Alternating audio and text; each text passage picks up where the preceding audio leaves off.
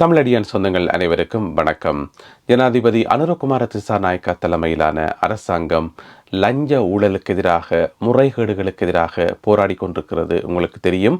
அந்த வகையில் இப்பொழுது 850 கோடி ரூபாய் பெறுமதியான ஒரு முறைகேடு சம்பந்தமான தகவல் ஒன்று வெளியாகியுள்ளது. அதிர்ச்சியூட்டும் தகவல் ஒன்று வெளியாகியுள்ளது. அதை பார்க்க இருக்கின்றோம். அத்துடன் நாளை நடக்க இருக்கின்ற பொது தேர்தல் சம்பந்தமாக சில முக்கியமான தகவல்கள் வந்துள்ளன. அதையும் பார்க்க போகின்றோம். அத்துடன் இன்றைய கேலி சித்திரமும் இருக்கிறது. இவை எல்லாவற்றையும் தொகுத்து இன்றைய காணொளியில் பார்க்க போகின்றோம். வாருங்கள் காணொளிக்குள் போவோம். உங்களுக்கு தெரியும், ஜனாதிபதி அனுரகுமார திசாநாயக்க தலைமையிலான இந்த அரசாங்கம் லஞ்ச ஊழல் முறைகேடுகளுக்கு எதிராக தொடர்ச்சியாக நடவடிக்கைகளை எடுத்துக்கொண்டு வருது.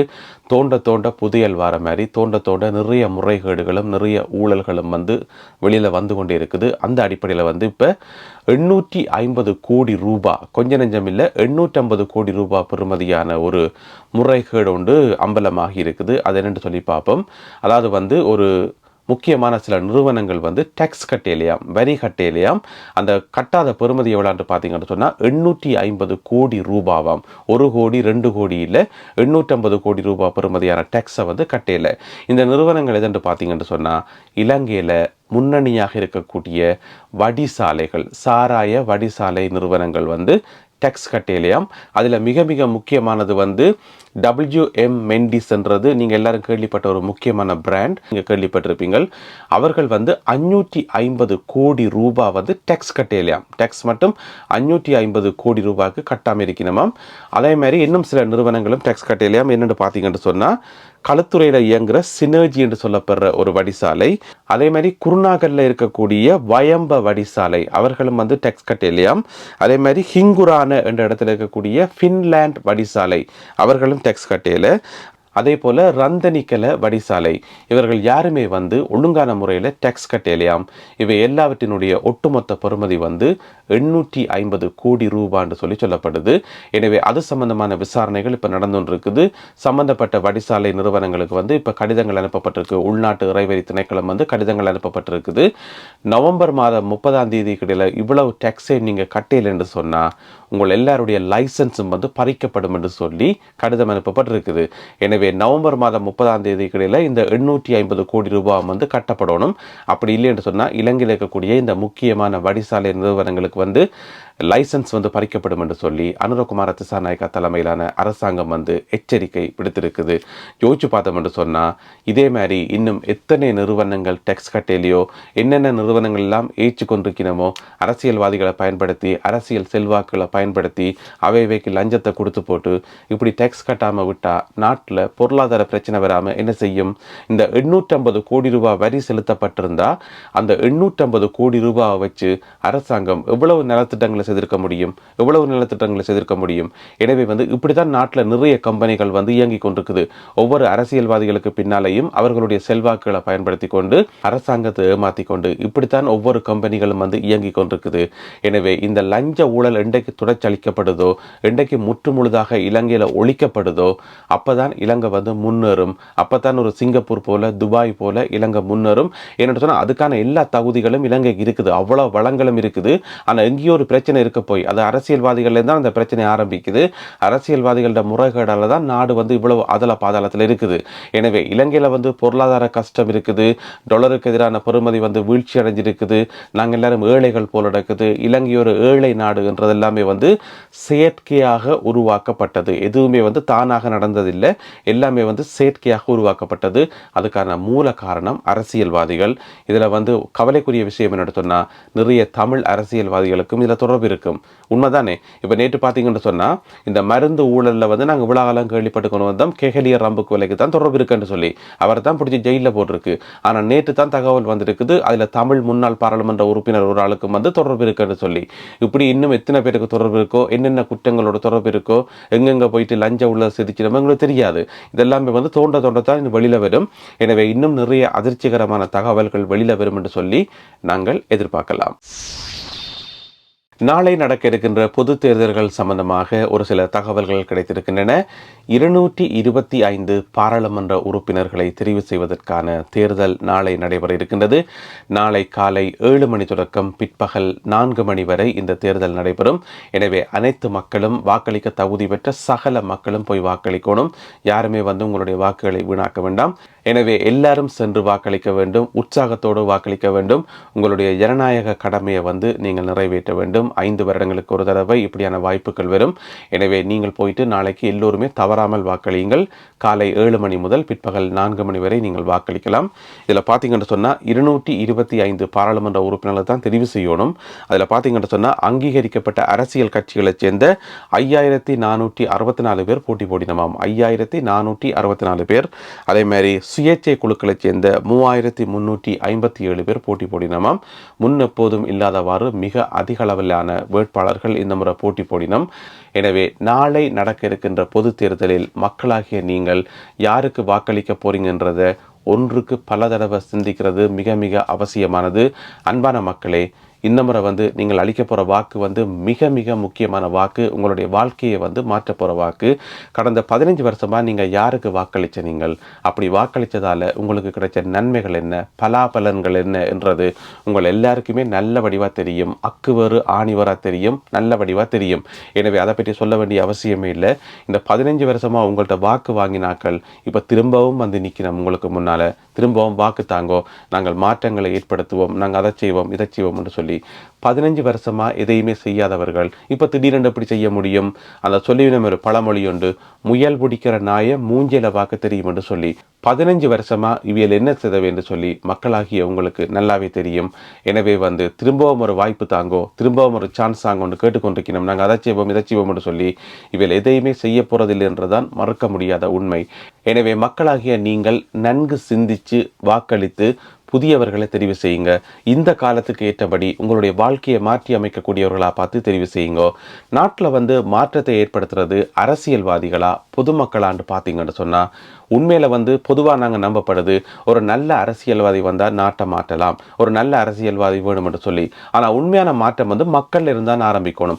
மக்கள்லாம் அந்த நல்ல அரசியல்வாதியை தெரிவு செய்யணும். எனவே மாற்றத்துக்கான முதலாவது புள்ளி மக்கள் இருந்து ஆரம்பித்து 2ஆம் கட்டத்தில் தான் அரசியல்வாதி இருப்பினும். ஒரு நல்ல அரசியல்வாதி இருந்தாலுமே கூட மக்கள் அவருக்கு வாக்களித்து அவரை தெரிவு செய்தால் தான் அவர் சேவைகளை செய்ய முடியும். அவருக்கு வாக்களிக்காமல் அவரை புறக்கணித்து விட்டால் அவர் எந்த விதமான சேவையும் செய்ய முடியாது. இப்போ போன தேர்தலில் ஜனாதிபதி தேர்தலில் மக்கள் அனுரகுமார திசாநாயக்காவை தெரிவு செய்து அவரை ஜனாதிபதி ஆக்காம விட்டிருந்தா இந்த 850 கோடி வெளியில வந்திருக்குமோ? இந்த லஞ்ச ஊழல் வெளியில வந்திருக்குமோ? வந்திருக்காது. இது அப்படியே அமுங்கப்பட்டிருக்கும். இதுக்கு ஏற்கனவே இருக்கக்கூடிய அரசியல்வாதிகளுக்கு லஞ்ச ஊழலை கொடுத்து அப்படியே சமாளிக்கப்பட்டிருக்கும். எனவே புதுசா ஒரு ஆளுக்கு வாய்ப்பு கொடுக்கக்குள்ளதான் ஒரு மாற்றம் ஒன்று வருது. எனவே தமிழ் பரப்பில் தமிழ் உணர்வுள்ள தமிழ் தேசியம் சார்ந்து இயங்கக்கூடிய ஆனால் புதியவர்களை பார்த்து நீங்கள் தெரிவு செய்தீங்கன்னு சொன்னால் தமிழ் மக்களாகிய எங்களுடைய வாழ்க்கையிலே ஒரு மாற்றம் பெறும். எனவே மாற்றத்தை தொடக்கி வைக்கிறது மக்கள் தான். மக்களுடைய கையில் இருக்கிற அந்த வாக்குச்சீட்டு தான் மாற்றத்தை ஆரம்பித்து வைக்கிறது. மிச்சத்தை கொண்டு போகிறது அரசியல்வாதிகள். அது மட்டும் இல்லாமல் அன்பான மக்களே, இன்னும் ஒரு முக்கியமான விஷயம், மக்களாகிய நாங்கள் அரசியல்வாதிகளை இருத்தி எழுப்பணும், தொடர்ந்து கண்காணித்து கொண்டே இருக்கணும். அரசியல்வாதிகளை வழி நடத்துறது மக்களாக இருக்கணும், ஊடகங்களாக இருக்கணும். ஆனால் துரதிர்ஷ்டவசமாக இலங்கையில் இயங்கக்கூடிய பெரும்பாலான தமிழ் ஊடகங்களை நம்பி நாங்கள் அரசியல்வாதிகளை வழி நடத்த முடியாது. ஏன்னு சொன்னால் ஊடகங்களுக்கு அரசியல்வாதிகள் பயப்படணும். இந்த ஊடகத்தில் செய்தியை போட்டுருவாங்க, ஒரு கட்டுரையை போட்டுருவாங்க, என்னுடைய வாழ்க்கை கிழிஞ்சு போயிடும், என்ன பற்றி ரகசியங்களை வெளியில் சொல்லி போடுவாங்கன்னு சொல்லி ஒரு பயம் இருக்கணும். ஆனால் இங்கே பார்த்தீங்கன்னு சொன்னால் ஒவ்வொரு ஊடகங்களுமே பெரும்பாலான ஊடகங்கள் ஒவ்வொரு அரசியல்வாதிக்கு பின்னால் இருந்து கொண்டு ஏனோ தானோண்டு உப்புச்சப்பில்லாத செய்திகளை போடுறபடியால் இங்கே ஊடகங்களை பார்த்து அரசியல்வாதிகள் பயப்படுறதில்லை. ஆனால் வெளிநாடுகள் எடுத்து பார்த்தீங்கன்னு சொன்னால் இங்கே ஊடகங்களை பார்த்து நடுங்குவாங்க. நான் ஒரு சின்ன உதாரணம் சொல்கிறேன். யூகேனுடைய பிரதமர் ஆஞ்சலா ரைனர் என்று சொல்லி ஒரு பெண்மணி, அவள் இந்த முறை விடுமுறைக்கு ஸ்பெயினுக்கு போனவா. ஸ்பெயினில் இருக்கிற ஒரு தீவுக்கு போனவா. அவள் அங்கே போயிட்டு இஞ்ச வராக்கு முதல் அவள் எந்த நாட்டுக்கு போனவா, எந்த கிளப்பில் டான்ஸ் ஆடினவா, என்ன உடுப்பு போட்டிருந்தவா, அதுக்கு எவ்வளோ காசு செலவழிச்சவா, அந்த கிளப்புக்கு எவ்வளோ டிக்கெட் எடுத்தவா, அந்த காசு எங்கிருந்து வந்தது, அந்த கிளப் நடத்துகிறாக்களுக்கும் இவாக்கும் என்ன தொடர்பு இருக்குது என்று சொல்லி சகல விவரங்களும் இங்கே பத்திரிகையில் போட்டுட்டாங்க. ஏன் போடுறாங்கன்னு சொன்னால் அப்படி தான் போடுவாங்க. ஒரு தரம் ஒன்றுமே செய்யலாது. இப்போ இங்கே யூகேல வந்து பாராளுமன்ற உறுப்பினர் இருக்கிற ஒரு ஆள் வந்து ஒரு வீடு வாங்கினாலும் சரிதான், ஒரு கார் வாங்கினாலும் சரிதான், ஒரு ஃபோன் வாங்கினாலும் சரிதான், அடுத்த நாள் பார்த்தா பேப்பரில் வந்துடும், இந்த காசு இவருக்கு இங்கேருந்து வந்தது, இந்த காசை வந்து இவர் எவ்வளோ செலவழித்தவர், இது யாராவது நன்கொடையாக கொடுத்தவையா, இது என்ன அது என்னன்னு சொல்லி அலசி ஆராய்ச்சி போட்டுருவாங்க. இங்கே வந்து பார்த்தீங்கன்னு சொன்னால் பொது வாழ்க்கையில் ஈடுபடுறாக்கள் எந்த விதமான பிழையும் செய்யலாது. செய்யறதுக்கு வந்து இங்கே மக்களும் ஊடகங்களும் விடாது தோண்டி துருவி அதை எடுத்து வெளியில் சொல்லி போடுவாங்க. இலங்கையில் அதே மாதிரி ஒரு நிலைமை இருக்குதோ இல்லை. யார் என்ன லஞ்ச ஊழல் செய்தாலும், யார் எவ்வளவு அநியாயங்கள் செய்தாலும் அதை வந்து ஊடகங்கள் தட்டி கேட்கிறதில்ல. ஊடகங்கள் அதை பற்றி கேள்வி கேட்கறதும் இல்லை, துருவி ஆராயறதும் இல்லை, எதுவுமே இல்லை. ஊடகங்கள் சொன்னதானே மக்களுக்கு தெரியும். எனவே மக்களுக்கும் அந்த விழிப்புணர்வு ஏற்படுத்தப்படையில ஊடகங்களும் ஏனோ தானோன்னு சொல்லி. எனவே அன்பான மக்களே, ஊடகங்கள் ஒரு பக்கம் கிடக்கட்டும், நீங்கள் விழிச்சு கொள்ளுங்கோ, தயவு செய்து விழிச்சு கொள்ளுங்கோ. கடந்த 15 வருஷத்துல இவையில் என்ன செய்த வேண்டும் பாருங்கோ. உங்களுடைய வாழ்க்கையை மாற்றி அமைக்கிறது உங்களுடைய கையில தான் இருக்குது, முழுக்க உங்களுடைய கையில தான் இருக்குது. நீங்க நினைக்கக்கூடாது இது எங்களுடைய தலைவிதி போல நடக்குது, இப்படித்தான் போல நடக்குது, வாழ்க்கையண்டா இப்படித்தான் போல நடக்குது, எனவே நாங்கள் இப்படியே வாழ்ந்துட்டு போவோம் என்று சொல்லி தயவு செய்து நினைக்காதீங்க. மக்கள் முடிவெடுத்தா தங்களுடைய வாழ்க்கையை மாற்றலாம். உங்களுடைய குண்டும் குழியுமான ரோட்டை வந்து நீங்கள் முடிவெடுத்தா நல்ல ரோட்டா மாற்றலாம். குப்பை கூலமா இருக்கிற உங்களுடைய தெருக்களை வந்து நீங்க நினைச்சிங்கன்னு சொன்னா சுத்தப்படுத்தலாம். அரசியல்வாதிகளை வந்து இருத்தி எழுப்ப முடியும். அப்படியான புதிய கலாச்சாரத்தை வந்து நாங்கள் உருவாக்குவோம், புதிய மாற்றத்தை வந்து நாங்கள் உருவாக்குவோம். அதுக்கேற்றபடி உங்களுடைய வாக்குகளை செலுத்துங்கள். இந்த கனகாலமாக பொய் சொல்லி ஏமாற்றி கொண்டு வந்தாங்கள தயவு செய்து வாக்களித்து அவர்களை வந்து திரும்பவும் தெரிவு செய்ய வேண்டாம். இதில் கவனித்து பார்த்தீங்கன்னு சொன்னால் கடந்த 15 வருஷமாக எதுவுமே செய்யாமல் இருந்து போட்டு இப்பயாச்சும் ஒரு சரியான வாக்குறுதியை கொடுத்துருக்கணுமான்னு பார்த்தா ஒரு சில ஆட்கள் வந்து எந்த விதமான வாக்குறுதியும் கொடுக்கல. மக்களுக்கு நாங்கள் அதை செய்வோம் இதை செய்வோம் என்று சொல்லி எந்த விதமான வாக்குறுதியும் கொடுக்கல. தனியாக 3 சொல்லில் வந்து ஒரு பஞ்ச் டயலாக் போட்ட மாதிரி 3 வசனத்தை போட்டுட்டு இதை நம்பி எனக்கு வாக்களிப்பினோம்னு சொல்லி எப்படி நம்பி பாருங்க. எனவே மக்கள் நீங்கள் கண்ண மூடிக்கொண்டு வாக்களிக்கிறதால திரும்ப ஒரே ஆக்களை தெரிவு செய்யறதால அதனால தான் இப்படியான குளறுபடி எல்லாம் நடக்குது. எனவே மக்களாகிய நீங்கள் திரும்ப ஒரே ஆக்களையே தெரிவு செய்யறபடியால தான் அவைக்கு இந்த திமிர் வந்தது. மக்களுக்கு வந்து எந்த வாக்குறுதியும் கொடுக்கணும் என்று சொல்லி ஒரு பொறுப்புணர்வு அவைக்கு இல்லை. 3 சொல்லு போட்டு வச்சிருக்கிறோம். அதாவது வந்து இந்த சிவகார்த்திகேயன் நடித்த படம் ஒன்று இருக்குது, வருத்தப்படாத வாலிபர் சங்கம் என்று சொல்லி. அதுல வந்து அவையில் வருத்தப்படாத வாலிபர் சங்கம் சிலுக்குவார் பட்டி என்று சொல்லி ஒரு சங்கம் ஒன்று வச்சிருப்பினோம். அதுல வந்து சூரியும் சிவகார்த்திகேயனும் சேர்ந்து என்ன செய்யணும் என்று சொன்னா ஊர்ல வந்து பெரிய பேனர் ஒன்று வச்சிருப்பினோம். அந்த பெரிய பேனர்ல வந்து மேல எழுதியிருக்கும் அடக்கம் அடங்காமை ஆபத்து, அடக்கம் அடங்காமை ஆபத்து என்று சொல்லி மேல் எழுதியிருப்பினோம். அந்த 3 வசனத்தை அப்படியே கொப்பி அடிச்சு இங்க தேர்தலை நிற்கிறாக்கள் வந்து 3 சொல்ல போட்டுட்டு தேர்தலை நிற்கணும், கையை உயர்த்தி கொண்டு வாக்கு கேட்கணும். என்ன திமிரண்டு பாருங்க, என்ன தடிப்பண்டு பாருங்க. எப்படி 3 சொல்ல போட்டுட்டு வாக்கு கேட்க முடியும்? மக்கள் இதை நம்பி வாக்களிப்பினம். இந்த 3 சொல்லுக்குள்ள எல்லாம் அடங்கிடும் சொல்லி என்னட்டு நம்புவினம். மக்களுக்கு வந்து நீங்க விளக்கமா விரிவா சொல்லணும். என்ன செய்வீங்கள் என்னட்டு என்ன திட்டம் இருக்குது, நான் இது செய்வேன், இதுக்கு பிறகு அதை செய்வேன், அதுக்கு பிறகு அதை செய்வேன், இது பிழைச்சா இதை செய்வேன் என்று சொல்லி திட்டம் A, திட்டம் B, திட்டம் C என்று சொல்லி சொல்லணும் மக்களுக்கு. மக்களுக்கு வந்து சரியான வாக்குறுதியை கொடுக்கணும். அதை விட்டுட்டு ஏதோ ஒரு சினிமா படத்தை பார்த்து அந்த படத்துல வர ஒரு வசனத்தை கொப்பி அடிச்சு இதுல போட்டுட்டு என்ன தைரியம் என்று பாருங்க, என்ன துணிவண்டு பாருங்க. எனவே அன்பான மக்களே, இந்த மாதிரியான ஆக்களை வந்து தூக்கி எறியுங்க, வேண்டாம். மாற்றத்தை வந்து நாங்களாம் உருவாக்கணும். எங்களுடைய கைகளில் இருக்கிற வாக்குச்சீட்டு நாளைக்கு உங்களுடைய கைகளில் வைக்க போற அந்த மையில தான் எல்லா விதமான மாற்றங்களும் இருக்கு. எனவே சிந்தித்து வாக்களிப்போம். அடுத்ததாக இன்றைய கேலி சித்திரம் கார்ட்டூன். இதை வரைஞ்சவர் வந்து ஓவியர் ஜெஃப்ரி, அவருக்கு நன்றி. இதில் வந்து பார்த்தீங்கன்னு சொன்னால் ஒரு ஃபுட்பால் மேட்ச் ஒன்று நடக்குது.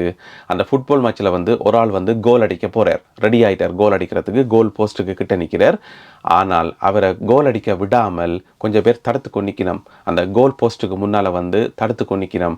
அந்த தடுத்து கொண்டிக்கிறார்கள் யார்? அந்த கோல் அடிக்க போகிறது யாருன்னு பார்த்தீங்கன்னு சொன்னால் கோல் அடிக்க போகிறது வந்து ஜனாதிபதி அனுரகுமார திசாநாயக்க. அங்கே தடுத்து கொண்டிக்கிறார்கள் வந்து ரணில் விக்ரமசிங்க, சஜித் பிரேமதாசா, மஹிந்த ராஜபக்ஷ, இந்த மாதிரி அவர்களுடைய அணியில் இருக்கக்கூடிய இன்னும் ஒரு சில ஆட்கள் வந்து அங்கே நிற்கணும். இவ்வளோ பேரும் சேர்ந்து ஜனாதிபதி அனுரகுமார திசாநாயக்காவை கோல் அடிக்க விடாமல் தடுக்கினம் என்று சொல்லி அழகாக இந்த கேலி சித்திரம் வரையப்பட்டிருக்குது ஓவியர் ஜெஃப்ரி அவர்களால். எனவே இந்த கேலி சித்திரத்தை பார்க்கக்குள்ள உங்களுடைய மனசில் தோன்ற கருத்துக்களை மறக்காமல் கீழே எழுதுங்கள். அத்துடன் நாளை நடைபெற இருக்கின்ற பொது தேர்தலில் வாக்களிப்பதற்கு நீங்கள் தயாராகிவிட்டீர்களா? உங்களுடைய உணர்வுகள் எப்படி இருக்கு? இது போன்ற கருத்துக்களையும் மறக்காமல் கீழே எழுதுங்கள். மீண்டும் மற்றும் ஒரு காணொளியில் உங்களை சந்திக்கின்றேன். அதுவரை நன்றி, வணக்கம்.